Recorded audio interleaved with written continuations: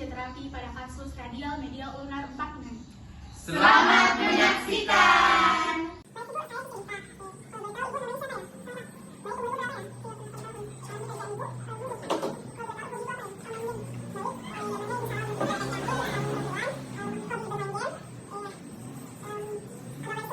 Baik Bu, aku turut kata keluhan itu yang kita bantu dari situ sampai dari itu sering kesemutan sama sering juga merasakan kebas-kebas.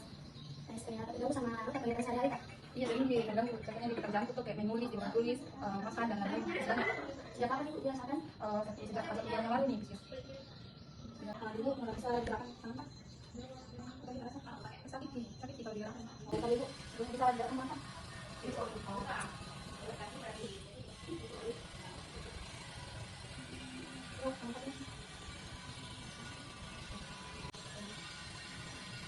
Akan melakukan tes FPD, nanti akan diminta indikasikan Ibu untuk menggunakan tangannya. Jika ada yang buat sakit, bisa diminta. Coba Ibu bisa ini angkat tangan ini. Sakit nih. Kalau ini, kalau kelas dia kemarin, sakit juga. Coba tangan tak segini ini. Sakit. Coba yang jadi tangan kali kasih Ibu. Dari Ibu nanti saya kasih ke tangan. Kalau nggak kuat Ibu bilang. Coba Ibu seperti yang pertama tadi, kasih kontak. Coba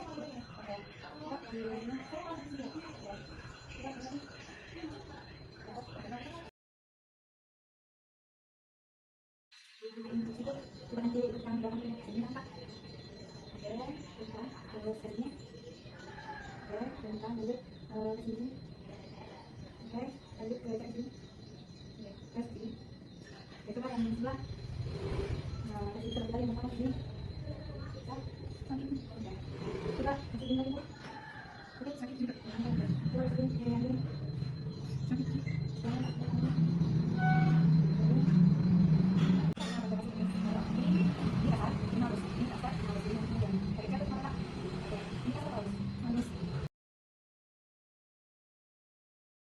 Jadi Bu, sini saya akan mengukur rasa dengan Bu. Nanti sini ada pembelaan gimana? Pada saat Ibu bilang, nanti pada saat gerak dan pada saat saya tekan.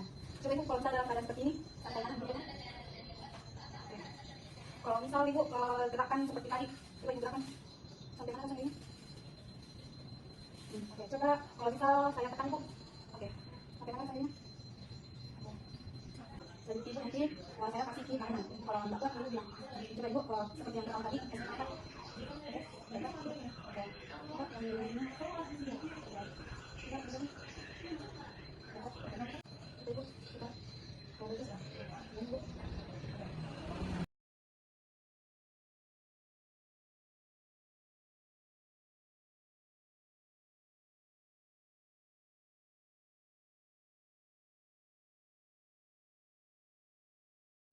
Baik, di sini saya akan melakukan tes WLTP 2B. Jadi Bu, nanti saya akan instruksikan Ibu kalau misal ada nyeri, Ibu bilang.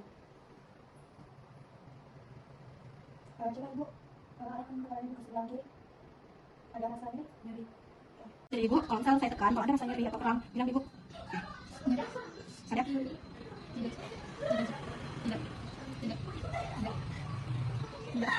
Oke, jadi di sini saya akan melakukan wrist lock test, di mana Ibu nanti angkat saya suruh kasih naik ke atas sini. Coba Ibu kasih naik ke atas. Oke, coba saya bantu ya. Oke, tahan. Nggak bisa. Oke, jadi Ibu di sini saya akan melakukan thumb extension test, di mana coba saya pegang ini tangan jempol kaki ini. Saya nanti akan tahan, Ibu kasih jadi jempol kaki. Coba.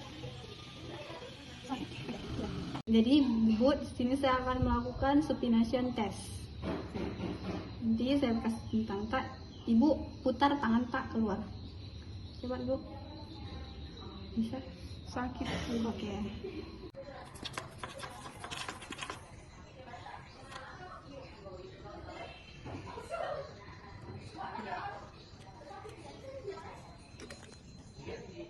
Oke, baik Ibu, di sini saya akan melakukan meal test. Jadi tapi ya Bu, coba kasih jadi tangan Pak. Nanti kalau dirasa nyeri bilang. Dirasa nyeri? Tidak. Oke, di sini saya akan melakukan elbow varus test. Jadi Ibu kalau ada rasa nyeri bilang. Ada rasa nyeri? Tidak. Oke.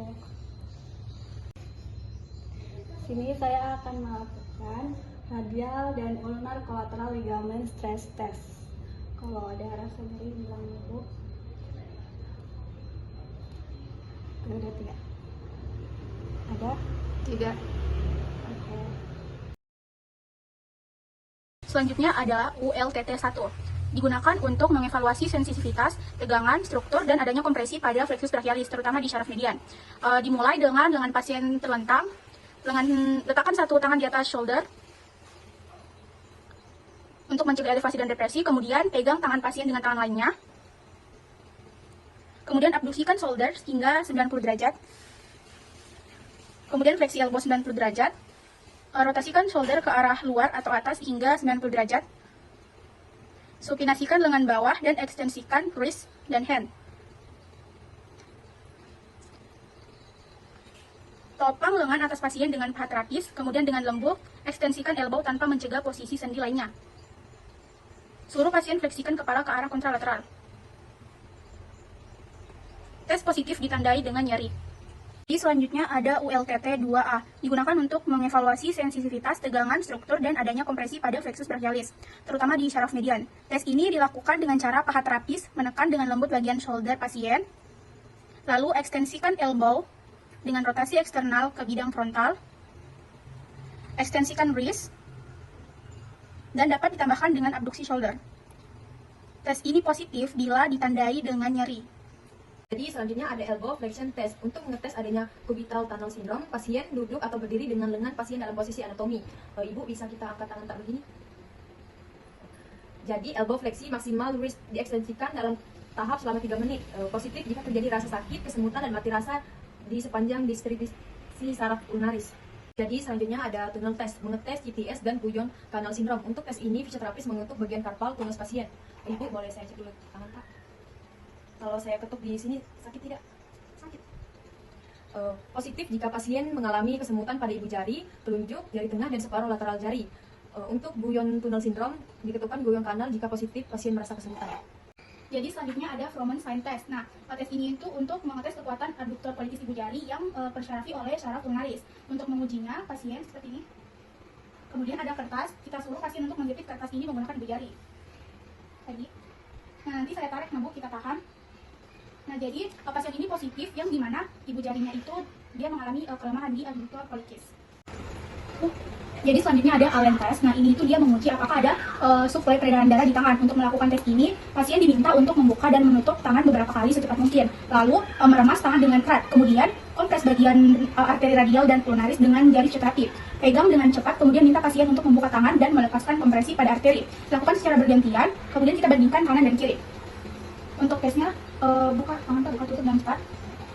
Terus tekan, remas, lagi, remas, buka, yang lagi, remas, buka. Jadi interpretasi pada tes ini itu positif. Selanjutnya ada Allen test. Ini itu untuk mengetes CTS. Nah, pasien diminta untuk melenturkan pergelangan tangan secara maksimal.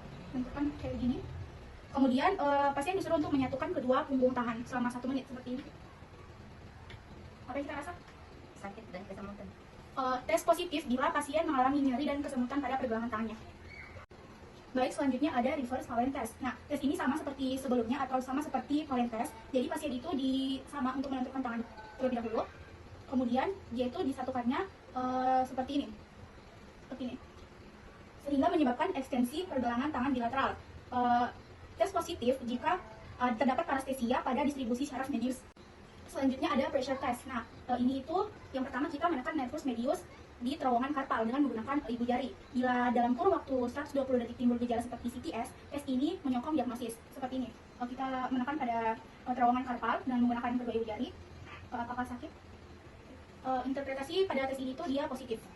Selanjutnya ada carpal compression test atau Durkheim test. Nah, tes ini itu dilakukan dengan memegang pergelangan tangan pasien dalam keadaan sedikit fleksi dan langsung menekan syaraf medius dengan memberikan tekanan pada lipatan proksimal pergelangan tangan selama 30 detik. Tes positif jika pasien mengalami nyeri, parestesia atau mati rasa pada distribusi syaraf median. Jadi caranya lakukan sedikit fleksi pada pergelangan tangan, kemudian kita tekan. Apakah ada nyeri? Interpretasi pada tes ini itu positif. Selanjutnya ada fit test. Jadi tes ini itu dilakukan dengan pasien duduk ataupun berdiri. Kemudian pemeriksa meminta pasien untuk mengangkat tangan, melenturkan siku, kemudian menyentuh-nyentuhkan tangannya atau mengibas-ibaskan pergelangan tangan. Tes ini itu positif jika pasien melakukan itu dia meringankan gejala seperti nyeri ataupun parestesia. Coba dilakukan seperti ini, masih lemas. Apakah ada pengurangan nyeri pada saat kita lakukan? Tes ini positif karena pasien mengalami peringanan nyeri ketika melakukan tes tersebut. Jadi selanjutnya ada tes luting sign atau bottle sign. Ini pasien diminta untuk memegang botol. Baik, bisa dilihat. Ini ada permukaan antara lipatan tangan dan botol ini dan diintervensikan positif. Selanjutnya ada Golfer test atau medial epicondylitis. Nah, tes ini digunakan untuk mengetahui adanya tendinopati dari tendon flexus median siku akibat adanya penggunaan berlebihan. Pasien dapat duduk atau berdiri untuk tes ini. Terapis meraba epicondylus median dan menopang siku dengan satu tangan. Sementara tangan lainnya secara pasif melakukan supinasi lengan bawah pasien dan merentangkan siku, pergelangan tangan dan jari sepenuhnya. Nah, tes ini positif jika nyeri mendadak pada epicondylus medial.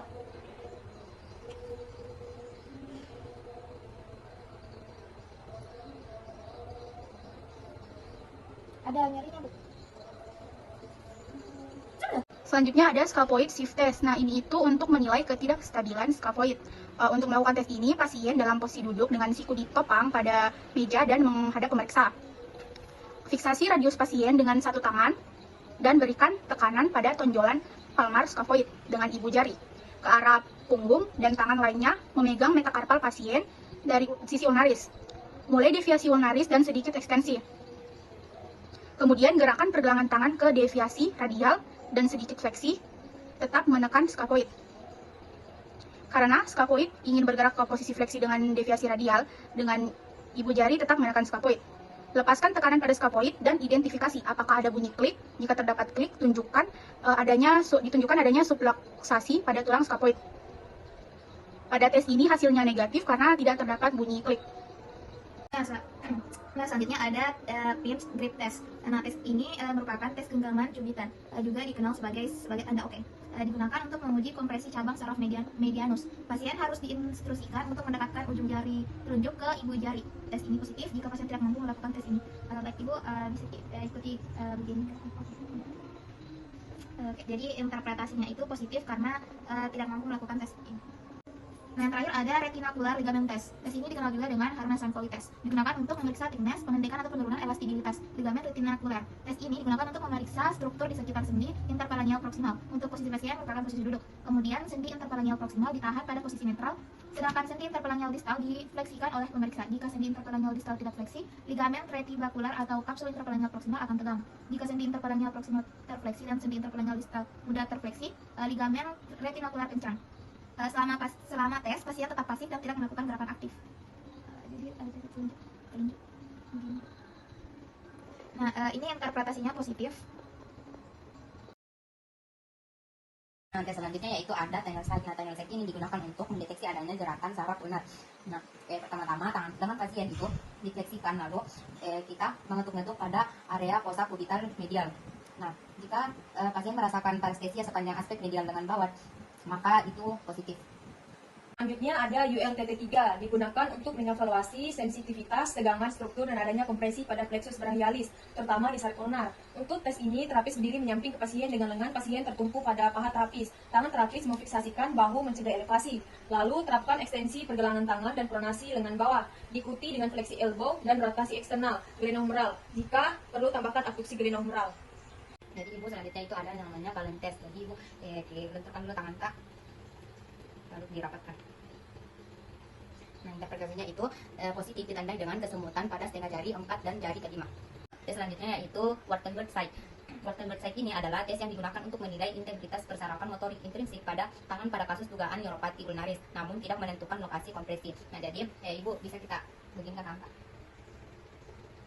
Nah, untuk interpretasinya yaitu pasien sulit dalam melakukan abduksi dari tangan. Selanjutnya ada tes elbow valgus stress cell. Tes ini digunakan untuk mengidentifikasi ketidakstabilan ligamen kolateral ulnaris atau medial pada sendi siku. Pada tes ini pasien berdiri, kemudian satu tangan terapis fiksasi bagian distal humerus dan putar ke arah luar. Palpasi ligamen kolateral ulnaris tepat di bawah epicondylus medial. Tangan terapis lainnya diletakkan di proksimal sendi pergelangan tangan. Fleksi siku 30 derajat, lalu lakukan gaya abduksi atau valgus. Tes ini positif jika terjadi peningkatan kelemahan dan rasa sakit. Baik, selanjutnya itu diagnosis fisioterapi. Gangguan fungsi gerak pada elbow, wrist, and hand disertai dengan nyeri akibat radial tunnel syndrome, carpal tunnel syndrome, dan Jones canal syndrome 2 bulan yang lalu. Nah, untuk problem fisioterapinya, untuk sekunder itu kecemasan, kelemahan otot regio elbow, wrist, and hand, limitasi ROM regio elbow, wrist, and hand. Untuk kompleksnya limitasi ADL. Nah, selanjutnya program fisioterapi untuk tujuan jangka pendek, mengurangi nyeri, prestesia, kecemasan, dan meningkatkan kekuatan otot dan meningkatkan keterbatasan gerak sendi. Nah, untuk tujuan jangka panjangnya itu untuk mengembalikan kemampuan ADL melanjutkan tujuan jangka pendeknya. Baik, selanjutnya intervensi fisioterapi. Untuk problem fisioterapi kecemasan, modalitasnya komunikasi terapeutik. Ibu jangan cemas ibu, insya Allah kalau sering berobat, insya Allah sembuh kita. Baik, selanjutnya posisi tangan pasien, kemudian fisioterapis memberikan tahanan dari atas dan pasien melawan dari bawah. Relax. Relax. Relax.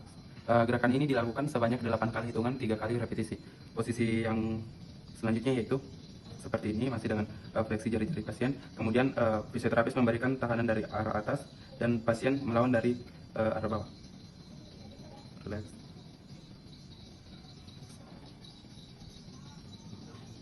Gerakan ini juga dilakukan sebanyak 8 kali hitungan, 3 kali repetisi. Dan gerakan yang terakhir itu tangan fisioterapis tetap berada di atas tangan pasien dan tangan pasien memberikan lawanan dari arah bawah ke atas. Relax. Relax. Gerakan ini juga dilakukan sebanyak 8 kali hitungan, 3 kali repetisi.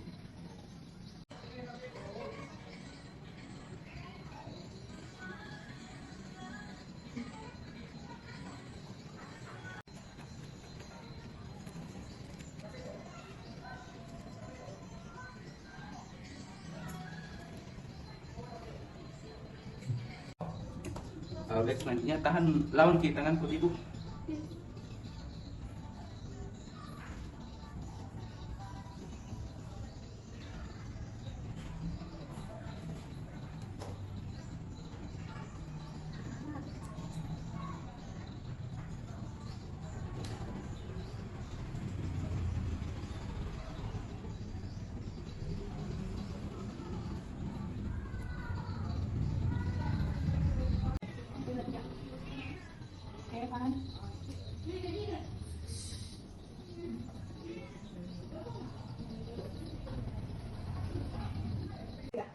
Baik, di sini saya akan melakukan tes WLTT 2B. Jadi Bu, nanti saya akan instruksikan Ibu, kalau misal ada nyeri, Ibu bilang.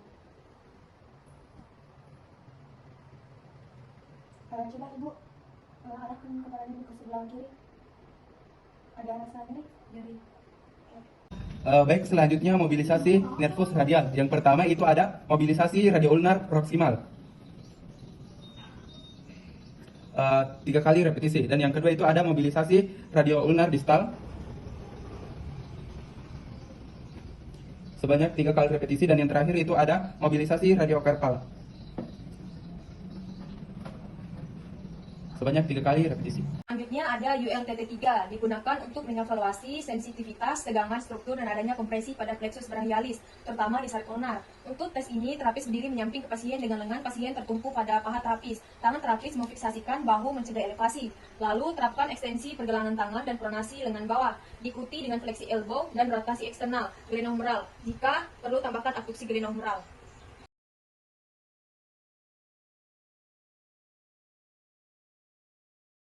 Selanjutnya ada ULTT 1. Digunakan untuk mengevaluasi sensitivitas, tegangan, struktur, dan adanya kompresi pada flexus brachialis, terutama di syaraf median.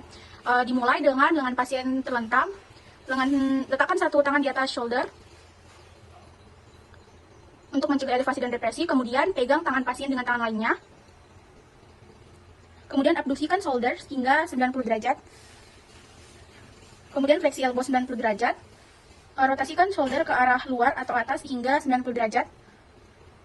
Supinasikan lengan bawah dan ekstensikan wrist dan hand. Topang lengan atas pasien dengan paha terapis, kemudian dengan lembut, ekstensikan elbow tanpa mencegah posisi sendi lainnya. Suruh pasien fleksikan kepala ke arah kontralateral. Tes positif ditandai dengan nyeri. Jadi selanjutnya ada ULTT 2A, digunakan untuk mengevaluasi sensitivitas, tegangan, struktur, dan adanya kompresi pada flexus brachialis, terutama di syaraf median. Tes ini dilakukan dengan cara paha terapis, menekan dengan lembut bagian shoulder pasien, lalu ekstensikan elbow dengan rotasi eksternal ke bidang frontal, ekstensikan wrist, dan dapat ditambahkan dengan abduksi shoulder. Tes ini positif bila ditandai dengan nyeri. Baik, selanjutnya modifikasi latihan yang dapat dilakukan. Itu yang pertama, latihan untuk otot pergelangan tangan. Pertama, gunakan botol yang diisi dengan pasir sebagai bebannya. Kemudian lakukan gerakan fleksi dan ekstensi pergelangan tangan dengan botol tersebut. Lakukan sebanyak 2-3 set dengan repetisi 10 hingga 15. Yang kedua yaitu latihan mobilisasi tangan. Baik, selanjutnya latihan mobilisasi tangan. Tempatkan bola karet kecil di tangan, kemudian tekuk dan luruskan jari-jari untuk menggerakkan bola ke seluruh tangan atau meremas bola.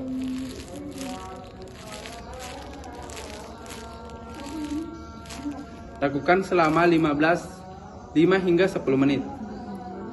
Baik, selanjutnya peregangan tangan. Dilakukan selama 15 hingga 30 detik. Dan peregangan jari juga dilakukan selama 15 hingga 30 detik. Baik, selanjutnya latihan memeras handuk. Pasien diberikan handuk, kemudian diperas dengan gerakan seperti itu. Dilakukan sebanyak 8 hitungan 3 kali repetisi.